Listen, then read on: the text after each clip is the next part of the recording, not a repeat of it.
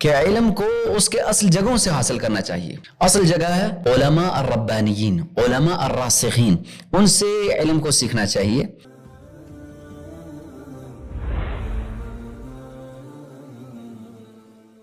الحمد لله رب العالمين والعاقبة للمتقين والصلاة والسلام على سيد الأنبياء والمرسلين نبينا محمد وعلى آله وأصحابه أجمعين، أما بعد.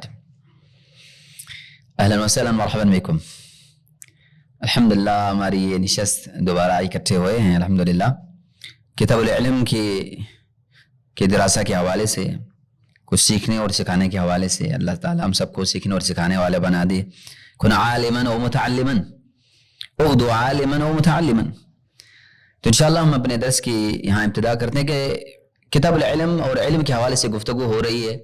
تو علم کب حاصل ہوگا؟ علم ظاہری ہے کہ اس کے لیے صاحب علم کے پاس جانا ضروری ہے، اور اس کے لیے انسان کو اصل مصدر کی طرف آنا چاہیے. وَأْتُوا الْبُيُوتَ مِنْ أَبْوَابِهَا، اے من اصلها،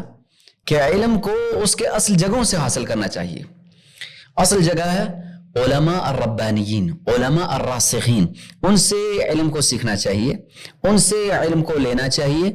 وہ علماء جو مشہور ہیں، یعنی مشہور سے مراد جن کا زہد، جن کا ورع، جن کے بارے میں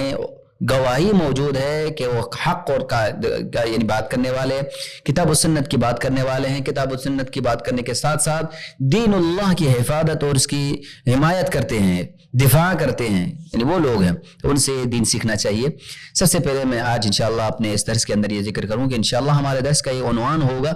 کہ علم جس سے سیکھا جا رہا ہے، جس سے آپ علم سیکھ رہے ہیں، تو اس کا الادب مع الشیخ. الادب مع الشیخ. جب تک طالب علم کے پاس جس سے علم سیکھا جا رہا ہے علم یعنی اس کا ادب نہ ہو، تو اس لیے کہتے ہیں کہ الادب مدخل العلم. سلف کا یہ قول ہے کہ الادب مدخل العلم، من حرم الادب حرم العلم. یہ ادب علم کا ایک مدخل ہے، اور جو بندہ ادب سے محروم ہو جائے وہ علم سے محروم ہو جائے گا. لہذا تو جو ایک شیخ کے ساتھ ایک طالب علم کا تعلق ہوگا، شیخ کے حوالے سے جو آداب ہیں اختصاراً آج اس کو ذکر کریں گے. تو سب سے پہلے عنوان جو اس کے اندر ہے کہ الادب مع شیخ، اختیار شیخ، شیخ کا انتخاب کرنا. سب سے پہلے غور و فکر کرنا چاہیے، دیکھنا چاہیے کہ شیخ سے جس سے میں دین کا علم سیکھنا چاہ رہا ہوں، جیسے کہ سلف کا ایک قول ہے کہ هذا العلم دین فانظروا عمن تأخذوه. دیکھو یہ علم جس کو آپ پڑھنا چاہ رہے ہو یہ دین ہے، اور دین تم جس سے لے دے رہے ہو اس کو دیکھو وہ کون بندہ ہے، جس سے تم دین لے رہے ہو وہ کون ہے. تو جس کے بارے میں پتہ ہونا چاہیے کہ وہ کتاب و سنت کا پیروکار ہے، اہل السنہ والجماعہ کے منہج پر کاربند ہے، اس بندے سے علم کو لینا چاہیے. یہاں ایک اصول سمجھنا چاہیے کہ علم علماء سے آتا ہے، العلم بتعلم، العلم بتعلم، یہ نقطہ سمجھنا چاہیے. علم علماء سے آتا ہے، علماء کے بغیر علم نہیں آتا. لہذا اختیار الشیخ، ایک علماء یعنی عالم کے پاس اپنے شیخ کو انتخاب کریں کہ مجھے اس کے پاس جانا ہے، شیخ کے پاس جانا ہے، اور اس کے پاس صرف علم نہیں، کہا کہ سیکھو سے کیا سیکھنا ہے؟ العلم والادب والاخلاق. اس سے علم بھی سیکھنا ہے، اس کے آداب بھی سیکھنا ہے، اور اخلاق بھی سیکھنا ہے. معاً یہ ساری چیزیں ان سے سیکھنی ہے، صرف مجرد علم نہیں ہے. لیکن کیسے پتہ چلے گا؟ دیکھنا ہوگا کہ یہ وہ شیخ ہے جس کا پتہ ہے کہ جس میں کتاب و علم کی کتاب و سنت کے بارے میں اس کا ید طولہ رکھتے ہیں، بحث تمحیص ہے اس کے باب کے اندر، اور یہ یعنی کتاب و سنت کے حوالے سے ان کی بڑی کاوشیں ہیں. تو پتہ چلے گا یہ وہ شیخ ہے جن سے علم مجھے لینا چاہے. ہاں بعض الناس، کچھ لوگ جو ویسے شیخ بن کے بیٹھ گئے ہیں، یعنی کیا کہیں کو نام کے شیخ، تو وہ والے شیخ نہیں. وہ شیخ جو صرف 2-3 کتابیں، جو 2-3 جرائد، جو 2 رسائل یا تراجم پڑھ کے اپنے آپ کو شیخ پڑھ رہے ہیں. تو اس لیے علماء منع کرتے ہیں، کہا کہ اعظم البلیہ مشیخۃ الصحیفہ، سب سے بڑی مصیبت جو اس زمانے کے اندر، اس وقت سلف نے ایک بات کہی کہ اس وقت کہا کہ سب سے بڑی مصیبت یہ ہے کہ جو صحیفے والے شیخ ہیں ان سے، صحیفہ کا معنی شیخ ہے جو کتابیں پڑھ کے عالم بن چکے ہیں، یعنی کسی باقاعدہ کسی عالم کے پاس بیٹھ کے دو زانو ہو کر علم نہیں سیکھا. صحابہ کی سیرت دیکھیں، نبی علیہ الصلوۃ والسلام کے پاس بیٹھتے ہیں، سیکھتے ہیں، علم حاصل کرتے ہیں، تربیت حاصل کرتے ہیں، پھر آگے امت کی طرف یہ بات سکھائی ہے لوگوں کو. تو جس سے دین سیکھ رہے ہیں اسی صرف یہ نہیں کہا کہ ہم صرف مقصود ہے کہ کتابوں سے علم حاصل کر لیا، میں نے وہاں سے پڑھ لیا، میں نے وہاں سے پڑھ لیا. اگر ایسا ہوتا تو پھر سارے ہی عالم ہو جاتے ہیں، کتابیں ساری ہو جاتی. اللہ تعالیٰ ہی سبحانہ و تعالیٰ قرآن مجید کو نازل فرما دیتے اور کہا کہ یہ لے لیں کتاب اور اس کو پڑھ لیں، سارے ہی سمجھ جاؤ گے. نہیں، وَأَنزَلْنَا إِلَيْكَ الذِّكْرَ لِتُبَيِّنَ لِلنَّاسِ، اس کو وضاحت کرنے والا، اس کو بیان کرنے والا. تو ایک عالم، ایک شیخ کا انتخاب کریں جس کے بارے میں آپ کو پتا ہو، کتاب و سنت کا پیروکار ہو، اہل سنت والجماعہ کے منہج پر ہو، ان کے طریقے پر ہو، اور اس کے بارے میں پتا ہو کہ باقاعدہ اس کے بعد یہ اس کے یعنی رسوخ فی العلم ہے، تو پھر اس سے علم سیکھا جائے. نمبر 2، جب ہمیں اختیار الشیخ ہو گیا تو پھر اس شیخ کے حوالے سے یہ بات بھی یاد رکھ لینا چاہیے کہ ہم جس شیخ کے پاس جا رہے ہیں تو اس کے آراء کا احترام ہونا چاہیے، اس کے خدمت ہونی چاہیے. حتیٰ کہ کہا کہ جس شیخ کے پاس علم سیکھنے جا رہے ہیں تواضع ہونا چاہیے، تواضع ہونا چاہیے. اس کے تواضع کے اندر رفعت ہے، اس کے تواضع کے اندر، اس کے عاجزی کے اندر اللہ تعالیٰ نے رفعت پیدا کر دینی ہے جو اپنے شیخ کے لیے تواضع اختیار کرتا ہے. آپ دیکھیں موسیٰ علیہ السلام قام خطیبا فی بنی اسرائیل، جب اسے بخاری کے اندر بات موجود ہے، قصہ طویل ہے، ہم اس کی طرف نہیں جاتے، لیکن جب کسی نے پوچھا کہ آپ بتائیں کہ کیا آپ سے بھی بڑا کوئی عالم ہے؟ وہ اللہ کے نبی ہیں، تو نبی سے بڑا کوئی عالم تو ہو ہی نہیں سکتا. لیکن سبحان اللہ سبحان اللہ، تو کہا کہ میں نہیں جانتا. تو اللہ کی طرف سے وحی آئی کہ ہمارا عبداللہ، ہمارا ایک بندہ ہے خضر جو مجموعہ البحرین کی طرف ہے، آپ جائیں ان کے پاس. یعنی طلب علم کے لیے نکلنا پڑے گا، جانا پڑے گا. جیسے ہم نے کہا کہ شیخ کا انتخاب کرنا پڑے گا، ڈھونڈنا پڑے گا، تلاش کرنے پڑے گا. ایسا نہیں کہ یوٹیوب پہ بیٹھ کے اور سارے شیخ کو لے کے، جتنے آج تو سارے شیخ ہیں، میں نے کہا کہ بڑے بڑے القاب کے ساتھ، تمتما کے ساتھ، قمقمہ کے ساتھ، اتنے سارے القاب ہیں کہ سمجھ نہیں آتی کہ وہ شیخ کہاں ہیں، صرف القاب ہی القاب نظر آتے ہیں، تو وہ مراد نہیں.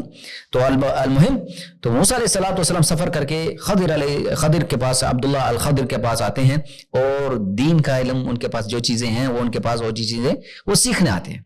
یعنی وہ چیز جو ان کے پاس ہے وہ سیکھنے آتے ہیں. تو اختیار الشیخ،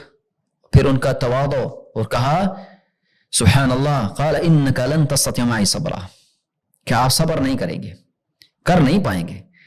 تو کہا کہ دیکھ لیجئے گا ستجدنی انشاءاللہ صابرا ولا عاصی لک امرا، آپ دیکھیں گے انشاءاللہ میں صبر بھی کروں گا، آپ کے کسی معاملے کے اندر مخالفت نہیں کروں گا. تو طالب علم کے لیے ہے کہ اپنے استاد، اپنے شیخ کا ادب اور احترام کرے، ان کی خدمت میں یتقرب الی اللہ، اس خدمت کے اندر اللہ کا قرب تلاش کرے، اللہ کا قرب حاصل کرے. نمبر 3، اس کے اندر یہ بھی یاد رکھ لینا چاہیے کہ جس شیخ کے ساتھ اس نے پڑھنا ہے، علم حاصل کرنا ہے، ادب کے حوالے سے وقار کے ساتھ ان کی تعظیم کرے، ان کی توقیر کرے. سبحان اللہ، میں شیخ عثیمین رحمۃ اللہ علیہ کے بارے میں پڑھ رہا تھا، ان کی کتاب بلوغ المرام کی شرح فتح ذی الجلال والاکرام کے اندر وہ ذکر کہتے ہیں کہ میں اپنے استاد محترم شیخ ناصر الدین اسعدی رحمۃ اللہ رحمۃ واسعہ کہتے ہیں کہ میں ان کے ہر ایک معاملے کے اندر ان کی نقل کرنے کی کوشش کرتا. یہ مطلب نہیں کہ ان کی تقلید ہے، نہیں، وہ تقلید عامہ والی بات نہیں کر رہے، ہم تقلید عامہ والی بات نہیں کر رہے کہ، اور نہ یہ ہم کہہ رہے ہیں کہ شیخ کوئی معصوم ہے، نہ یہ ہم کہہ رہے ہیں کہ وہ نبی ہے، نہیں، لیکن ادب میں، سلوک کے اندر جو اس کی بات کتاب و سنت کے اندر موافق ہے اس کو لیں. آگے جس طرح اگر کہیں اختلاف ہے تو اس کے بارے میں انشاءاللہ ہم ذکر کریں گے، کیسے حل کرنا ہے، ان سب چیزوں کے اندر ذکر کرنا ہے. تو کہا کہ میں ان کے طریقے اور سلوک کو لینا چاہتا ہوں. اسی لیے کہا گیا کہ علم کو سیکھنے کے 2 ہی طریقے ہوتے ہیں، ایک حسی، ایک معنوی، ایک حسی، ایک اور معنوی، اور ان دونوں میں افضل حسی ہوتا ہے. حسی اور معنوی کا معنی کیا ہے؟ حسی اور معنوی یہ ہے، معنوی یہ کہ آپ شیخ کے پاس جائیں، ملازمت شیخ کریں، اختیار کریں، شیخ کے ساتھ بیٹھیں، شیخ کے ساتھ سفر کریں، ان کے حضر اور سفر کے ساتھ ہوں، ان کے اولنے میں، آنے میں، جانے میں، ان کی زندگی غمی اور خوشی آپ کے سامنے ہوں گے، تو وہ ساری چیزیں آپ کے سامنے ہوں گے، تو آپ ان سے اخلاق بھی سیکھیں گے، آداب بھی سیکھیں گے، علم بھی حاصل کریں گے. اگر وہ کہیں دیکھیں گے آپ کو ڈانٹ رہے ہیں، کہیں آپ کی اصلاح کر رہے ہیں، کہیں آپ کو نصیحت کر رہے ہیں، یہ ساری چیزیں آپ کو حسی طور پر حاصل ہوں گی. ایک تو یہ چیز ہے، اور دوسرا ہے معنوی، جو ہمارے ہاں آج یہ بھی رائج ہے، اور علماء نے اس کو بھی ذکر کیا ہے، وہ یہ کہ اشرطہ ہیں یعنی کیسٹ ہیں، یا اس کے علاوہ آپ ریکارڈنگ سنتے ہیں، یا آج کل جس طرح یوٹیوب پر یہ چلتے ہیں مشائخ، مثال کے طور پر کئی مشائخ کے 12 مشائخ میں سے جو درس دیتے ہیں، جن کے پاس پہنچنا مشکل ہو جاتا ہے تو ان کے درس سنتے ہیں، تو یہ بھی افضل چیز ہے، یہ بھی اس کو کہا جاتا ہے کہ علم کو حاصل کرنے کا ایک طریقہ ہے، اور یہ بھی الحمدللہ بہت اچھا طریقہ ہے۔ اگر انسان ایک آدمی کو، میں آج یہی ایک آدمی نے سوال کیا شیخ صالح ال شیخ سے کہ شیخ میرے دل تو بڑا کرتا ہے کہ میں ملازمت شیخ کو اختیار کروں کہ شیخ کے پاس جاؤں، لیکن میں بہت دور رہتا ہوں، شیخ کے پاس آنا میرے پاس میرے لیے بس کی بات نہیں ہے، تو میں کیا کروں؟ تو شیخ نے ایک بڑی بات کہی، کہا کہ آپ کی اس کی نیت کو اللہ قبول فرمائے، آپ کی اس نیت کو اللہ تعالیٰ قبول فرمائے، لیکن ساتھ میں یاد کہیں لیکن اللہ تعالیٰ نے آپ کے لیے راستہ ایک اور بھی کھولا ہے، آپ اس شیخ کے اس کے علم سے استفادہ حاصل کر سکتے ہیں۔ وہ شیخ بھلے سعودیہ میں ہو، دنیا کے کسی کونے میں ہو، اس کا علم آج اللہ تعالیٰ نے، جس طرح شیخ عثیمین رحمۃ اللہ علیہ نے یہ چیزیں اس وقت بھی آپ سوچیں کہ ریکارڈ کروایا کرتے تھے۔ میں سن رہا تھا ایک بارے میں کہ شیخ صاحب سے کچھ لوگوں نے، شیخ جمال ابو ریان جو شیخ صاحب کے شاگرد ہیں، وہ ذکر کر رہے تھے کچھ لوگوں نے شیخ صاحب سے ٹائم لیا کہ شیخ صاحب نے ان کو فجر کے بعد کا وقت دیا، اور وہ لوگ آئے تو شیخ صاحب نے کہا کہ اینہ مسجل، ریکارڈر کہاں ہے، یہ ریکارڈنگ کیسے کہاں ہے؟ تو نے کہا جی وہ تو ہم نے کہا کہ یہ کیا بات ہوئی، ٹائم دیا ہے، ٹائم لیا ہے، وقت نکالا ہے، ایک قیمتی وقت ہے، اور جس میں باتیں ہوں گی ایسے بس ہوا منثورہ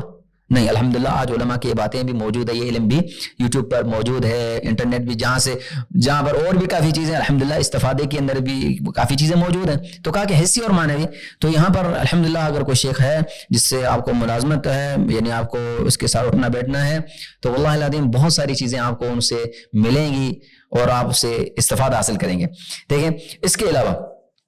جہاں ہم یہ کہہ رہے ہیں کہ شیخ کے حوالے سے کہ ان کی تعظیم کرنی ہے، حتیٰ کہ یہ کہا کہ ادب میں ایک چیز یہ کہ شیخ کے موجودگی میں جب بھی ان کو بلایا جائے تو طرح کے نام کے ساتھ کبھی نہیں بلایا جائے، جی یہ تو نے کہا تھا، نہیں کہا کبھی بھی نہیں۔ حتیٰ کہ شیخ عثیمین رحمۃ اللہ علیہ اس بات کو پسند نہیں فرمایا کرتے تھے، حتیٰ کہ اگر کوئی طالب علم یہ کہتا تھا کہ قل تم حفظک اللہ کذا و کذا، آپ نے یہ بات کہی ہے، تو وہ کہتے لا قل لا، یہ مت کہو کہ آپ نے یہ بات کہی، کہا یہ نہیں کہو بلکہ یہ کہو کہ ہم نے یہ بات کہی ہے، ہم نے باتیں، مطلب کہ استاد اور طالب علم سارے مل کے اس کے اندر شریک ہیں، گویا کہ آپ نے تو استاد کو الگ کر دیا اور خود الگ ہو گئے بڑے ادب کے ساتھ۔ تو یہاں کہا کہ احترام شیخ فی خطابہ فی حضورہ وفی غیابہ، کہ اپنے شیخ کا احترام اس کی موجودگی میں بھی کرے، اور اگر وہ موجود نہ بھی ہو تب بھی اس کا احترام کرے،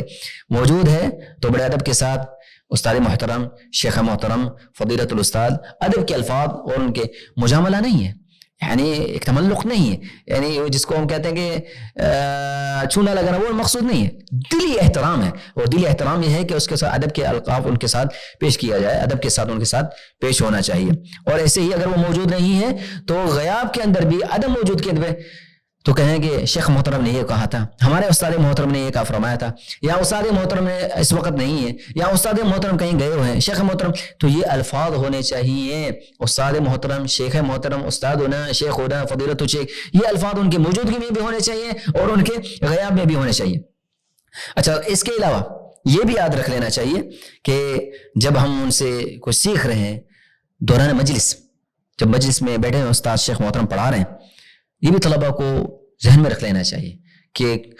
ہمارے یہاں تو تقریباً بہت کم ہوتا ہے کہ مشائخ موجود ہوتے ہیں پڑھانے کے لیے، طلبہ پھر ہمارے شیخ یونس صدیقی حفظ اللہ فرمایا کہتے ہیں تخرجون جمتن وتاتون قطرتن قطرتن، کہ نکلتے ہو تو ایک سیلاب کے معنی سارے ہی نکل جاتے ہو، جب واپس آنے کی باری آتی ہو تو قطرتن قطرن، ایک ایک قطرے قطرے کر کے آتے ہو، قطرہ قطرہ کر کے آتے ہو۔ تو ایسا نہیں ہونا چاہیے کہ شیخ استاد یعنی اس شیخ بیٹھا ہو انتظار کر رہا ہو کہ طالب علم کب آئے تو وہ علم کیا حاصل ہوگا، اس علم میں برکت کیا ہوگی۔ تو کہا کہ نہیں، شیخ کے آنے سے پہلے ادب یہ ہے طالب علم کا کہ وہ اس سے پہلے آئے، اس کے مجلس کے اندر پہلے آئے اور ان کے آنے کا انتظار کرے، جب وہ آئے تو بڑے تسلی کے ساتھ، ادب اور وقار کے ساتھ، کہا ایسے وقار کے ساتھ بیٹھنا چاہیے کہ گویا کہ کأنہ صبی امام الکبیر، گویا کہ ایک بچہ ہے جو بڑے کے سامنے بیٹھا ہو، حتیٰ کہ آپ بتائیں یہ شیخ عثیمین رحمۃ اللہ کے درست کے اندر دیکھیں کہ کوئی عام بندے نہیں بیٹھتے تھے، دکاترہ بیٹھتے تھے، یعنی دکتورہ جنہوں نے کیے ہوتے تھے، سارے ڈاکٹریٹ کیے ہوتے تھے، بڑے بڑے مشائخ ہوتے تھے، لیکن ادب کا تقاضا دیکھیں، سب دوران ہو کے بیٹھے ہیں سیکھنے کے لیے. یعنی تبھی تو واللہ العظیم کبھی ایسے دیکھتا ہے ہمارے ہاں بر صغیر کے اندر علماء کی بڑی بے قدری ہے، بر صغیر کے اندر پاک و ہند کے اندر علماء کی بڑی بے قدری ہے، بڑی بے قدری ہے. اگر علم کو دیکھنا ہے تو دیکھیں عرب ممالک کے اندر اپنے مشائخ کا کس قدر وہ احترام کرتے ہیں. وہ چل رہے ہیں تب بھی ان کی باتوں کو یاد کر رہے ہیں، سن رہے ہیں، لکھ رہے ہیں. مسجد سے نکلتے ہوئے اپنے گاڑی کے دروازے کو کھولنے تک، اس کو ان کے گاڑی میں بیٹھنے تک طالب علم ساتھ جاتے ہیں، ایک ایک بات کو سنتے ہیں، لکھتے رہتے ہیں. یہاں تو یعنی یہی تو بے قدری ہے جس سے علم چلا گیا ہے، یہی علم چلا گیا ہے. المہم تو اس مجلس کے اندر جہاں بیٹھا ہوا ہے، اس مجلس کے اندر ادب کے ساتھ، توقیر کے ساتھ، اہتمام کے ساتھ بیٹھے اور بڑے بااخلاق انداز کے ساتھ. تو اسی لیے کہا کہ حسن الادب ترجمان العقل، عقل کی ترجمانی اس کا اچھا اخلاق کرتا ہے، اچھا ادب کرتا ہے. جب اس کے اندر یہ موجود ہوگا تب بھی وہ اپنے شیخ کے علم سے استفادہ کر پائے گا، وگرنہ بہت مشکل ہے، بہت مشکل ہے. تو انشاءاللہ ہم باقی اس کے سلسلے کو انشاءاللہ باقی جو شیخ کے ساتھ آداب ہیں انشاءاللہ اگلے باقی درس کے اندر ذکر کریں گے کہ اور بھی کافی آداب ہیں جو ایک طالب علم کو اپنے شیخ کے ساتھ ملوث خاطر رکھنے چاہیے. جزاکم اللہ خیراً، بارک اللہ فیکم.